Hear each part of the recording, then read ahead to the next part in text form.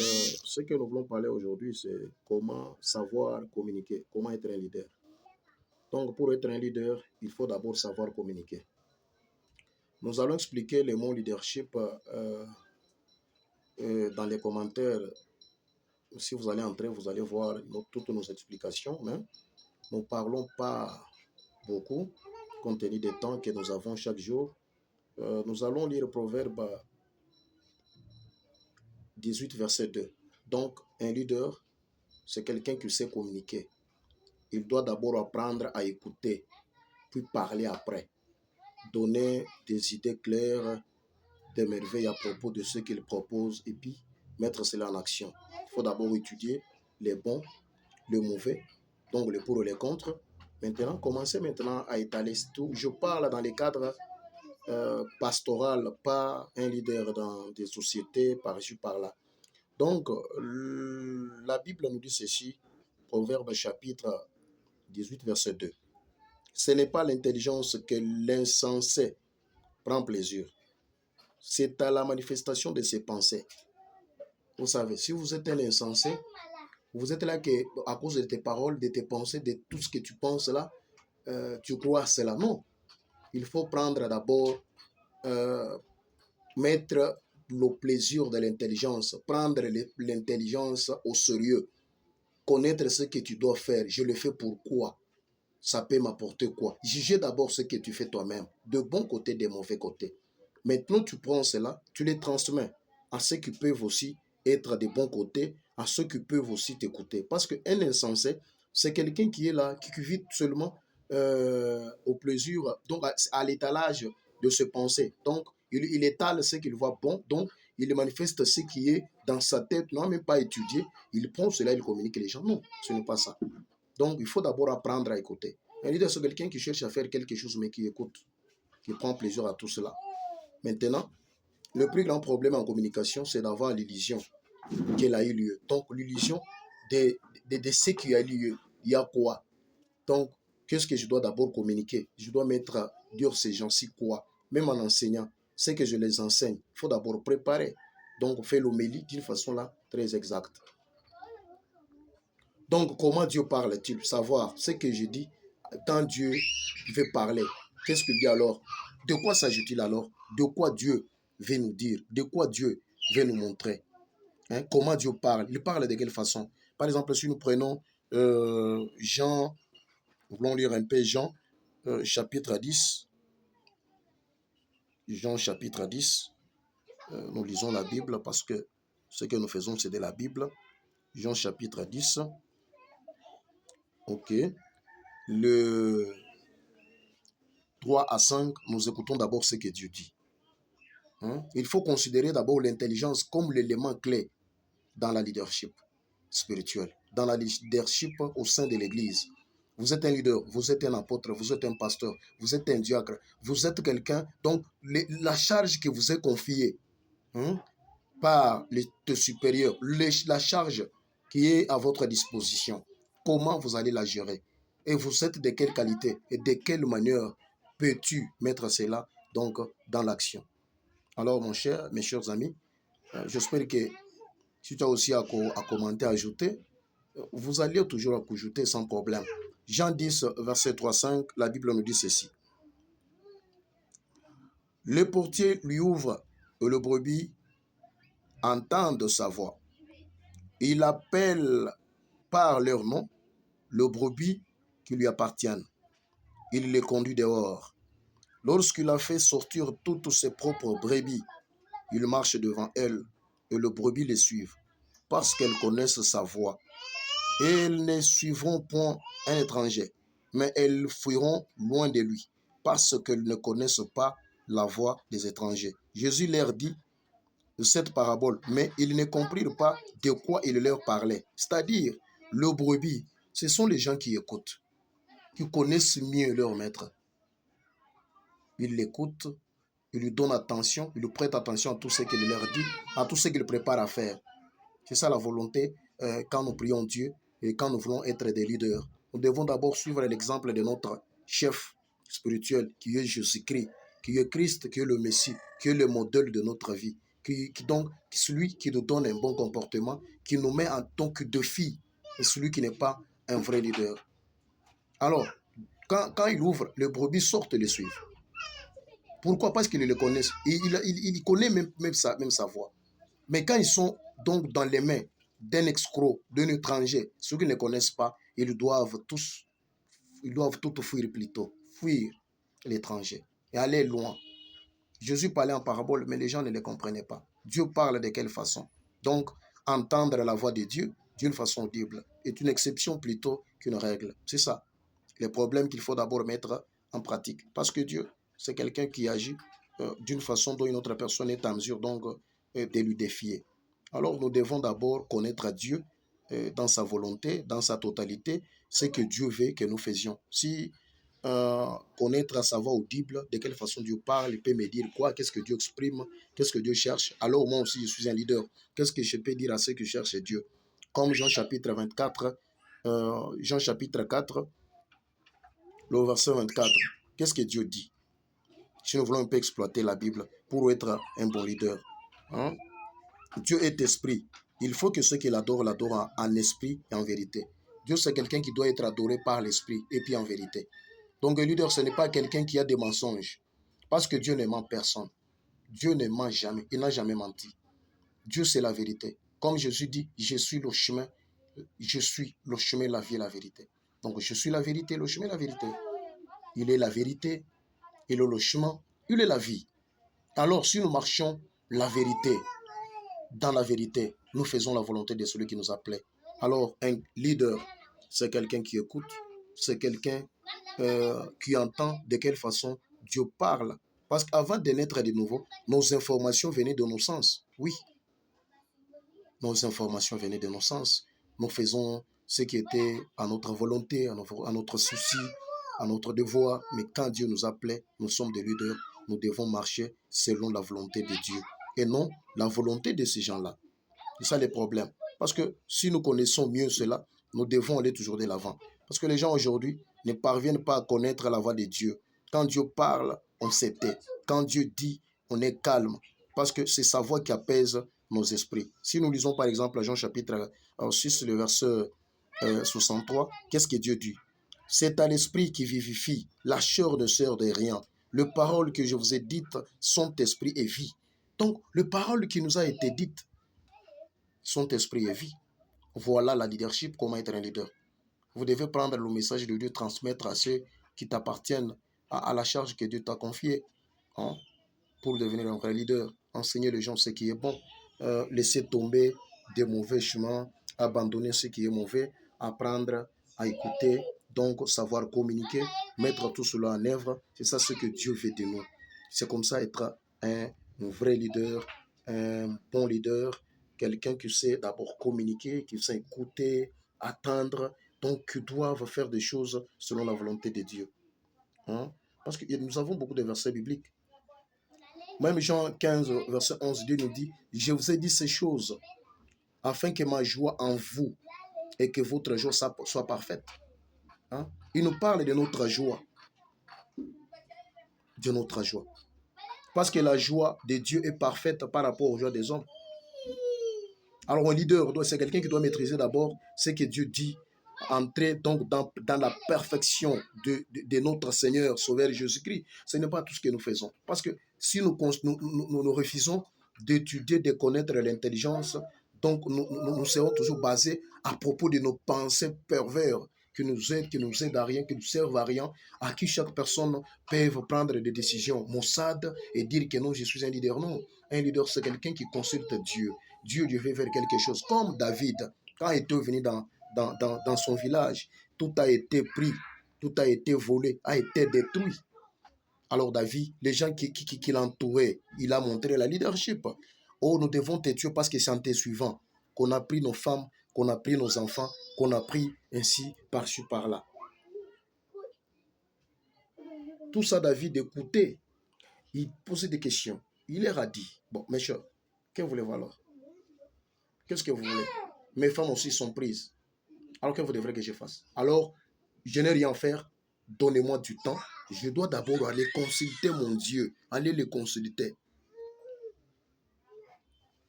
Il part voir un prophète. Il les voit, il prend les fautes, ils font la prière. Et Dieu dit, tu dois les poursuivre. Ils ne sont même pas loin. Ils sont quelque part ici. Et donc David revient.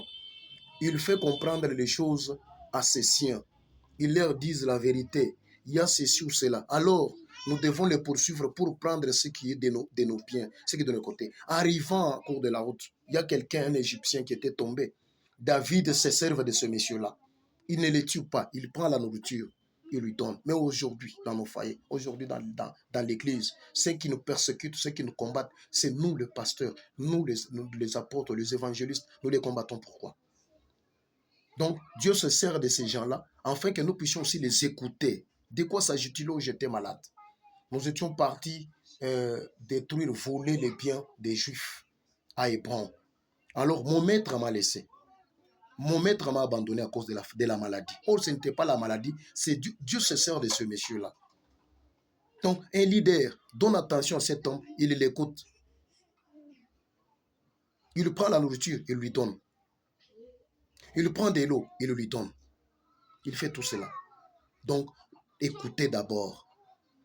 Il écoute. Donc, en dehors de tout cela, quand ils ont poursuivi leurs ennemis, ils les ont eu. En retour, David a eu la joie. Donc, c'est comme la Bible nous dit, en moi. Donc, à Jésus, nous avons donc les paroles qu'il est en train de nous dire, les paroles qui nous ont dites, est esprit et vie.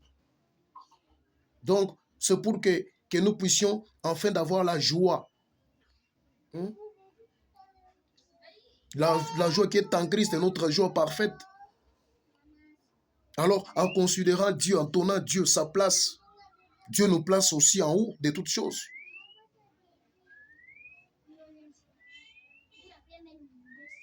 Donc, celui qui avait abandonné son serviteur, David l'a récupéré. Et c'est par cet homme-là que David est parvenu à récupérer ce bien, prendre ses femmes, les femmes aussi de ceux qui aimaient les lapider à cette époque-là. Et David les aimait tous. Voilà un leader. Voilà un leader. La considération. La considération. C'est pourquoi Jésus nous dit, je vous ai dit ces choses afin que ma joie soit en vous. La joie de Christ soit en nous. Hein? Et que votre joie soit parfaite. J'espère que ce n'est pas fini. Nous devons toujours continuer à lire la Bible conformément. Jean chapitre 14. Jean chapitre 14. Le verset 1er. Qu'est-ce que Dieu dit? Que votre cœur ne se trouble point. Croyez en Dieu, croyez en moi. Donc, notre cœur ne peut jamais nous troubler. Nous devons vivre dans la paix, dans l'harmonie avec Christ, pour que notre cœur soit calme, soit humble, que nous vivons dans la paix, dans la joie, afin que nous puissions aller toujours de l'avant. Que notre cœur ne se trouble point. Un leader, son cœur ne se trouble point. Donc, c'est quelqu'un qui vient et puis on voit qu'on dit que non, pas de solution est finie. Il est la solution. Comme Christ est la solution au problème. Il nous a dit, si vous êtes à moi, que je suis en vous. Oh, si nous sommes en Christ, nous sommes aussi des petits dieux devant d'autres personnes. Et quand nous y arriverons, nous donnons la paix.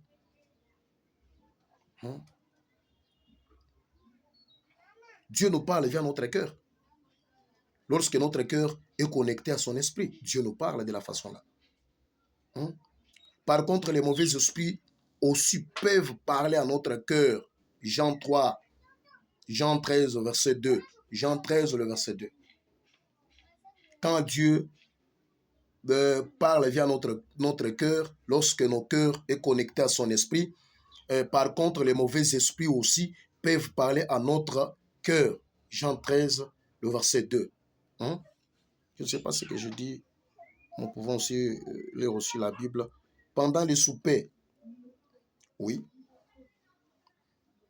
Pendant les soupers, lorsque le diable avait déjà inspiré au cœur de Judas Iscariote, fils de Simon, le dessein de les livrer. Oui. Le diable peut parler avec vous, vous animer d'un mauvais cœur, d'un mauvais esprit, vous animer comme ça. pour que vous puissiez défier celui qui est devant vous, pour que vous puissiez faire donc des choses inattendues. Et puis tout le monde dit, oh, qu'est-ce qu'il est venu faire? Qu'est-ce qu'il a fait alors? Tout le monde s'étonne. Tout le monde donc, regrette pour cela. Parce que Dieu, il est tel qu'il est. Personne n'est en mesure de les juger. Hein? Alors ce que nous faisons, nous devons être tellement trop prudents. Dieu peut animer. Les esprits mauvais animent aussi, même les serviteurs de Dieu. Parce que ceux qui étaient à côté de Jésus ont été animés par l'esprit mauvais. Dieu nous parle via notre cœur. Lorsque notre cœur est connecté à son esprit. Par contre, les mauvais esprits aussi peuvent parler à notre cœur. Comme Judas Iscariote, quand il mangeait à côté de Jésus. Il a eu l'incitation là. Comme Absalom, fils de David, son père était roi. Un roi bien qualifié, bien disposé, que Dieu aimait David beaucoup. Mais son fils unique, le fils, pas même unique, le fils Absalom, son aîné, prend plaisir donc de chasser son père sur la trône et puis pour prendre ce trône. Un enfant, donc un héritier du trône, mais qui combat son père. C'est les esprits mauvais. Absalom meurt. Parce qu'il n'a pas changé sa vie. Il n'a pas eu l'esprit de bien parvenir à comprendre les desseins de Dieu. Il était animé par un esprit mauvais parce qu'il était un enfant d'un roi à qui son père peut décéder demain, soit le lendemain, il prend le pouvoir. C'est comme les gens qui nous entourent à l'église. Les chantres, les diacres, d'autres pasteurs. Donc, ils peuvent devenir comme ça. Les esprits mauvais les incitent, le réclament. Et ils jouent un grand rôle. Mais à cette époque-là, il faut savoir comment demeurer devant Dieu, mettre en œuvre la parole de Dieu. Maintenant, avoir un bon cœur. Alors, donc, s'agenouiller devant Dieu, prier le matin, soir, prendre donc ce que vous faites au sérieux, dire à Dieu, non, comme tu es mon Dieu, mon sauveur, cette fois-ci, je n'ai pas l'impression. Parce que lisons par exemple, Psaume 37, verset 4. Nous devons d'abord connaître ce que la Bible nous dit. À cette époque-là, qu'est-ce que Jésus a fait? Fais de l'Éternel tes délices, il te donnera ce que ton cœur désire. Donc, quand Judas cherche à mettre Jésus au défi, Absalom mêmement, son père a fui. Jésus aussi est allé prier. Mon Dieu, mon roi. Que cette époque passe comme ça, sans que je ne puisse tomber. Et à la fin, il a dit non, que ta volonté s'efface. Que ça s'efface comme ta volonté. Voilà, les nécessaires à tout cela. Lorsque nous cherchons le Seigneur, il met ses désirs dans nos cœurs. Lorsque nous les cherchons. Donc, c'est dans des grands problèmes que nous cherchons Dieu. Toi, tu peux dire que tout le monde est bon. Non, un leader, c'est quelqu'un, un leader. Donc, papa, tu peux rencontrer beaucoup de problèmes. Tu peux te trouver devant de défis grands et majeurs. Alors, à cette époque-là, prends Dieu. Mets Dieu à tes désirs dans ton cœur. Prends Dieu lorsque nous les cherchons. Parce que la Bible, qui cherche, trouve. Qui demande, reçoit. Philippiens chapitre 3, si nous voulons encore lire la Bible, Philippiens chapitre 3, nous voulons aussi connaître ce que Dieu veut nous dire à propos de tout cela. Philippiens chapitre 3, le 13e verset. Qu'est-ce que Dieu dit au 13e verset? Si je puis la résurrection d'entre les morts. Non. Frère, je ne pense pas l'avoir saisi, mais je fais une chose, oubliant ce qui est en arrière et me portant vers celui qui est en avant. Oh, ce n'est pas bon. C'est 2:13 ans. J'ai lu une autre chose. C'est 2:13 ans. Je devais donc m'excuser vraiment.